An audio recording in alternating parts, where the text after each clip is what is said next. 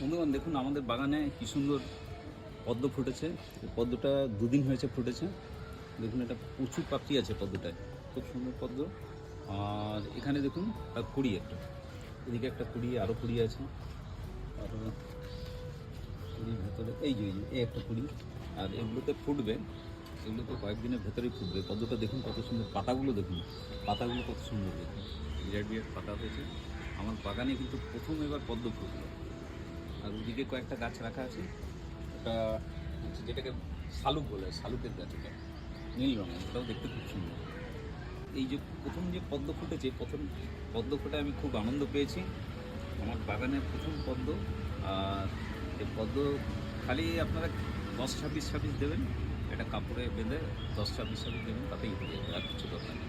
আর মাটিটা তো তৈরি করা আপনারা জানেন, ভিডিওতে দেখে নেবেন, অনেকের ভিডিও দেওয়া আছে মাটিতে, আমারও একটা দেওয়া আছে।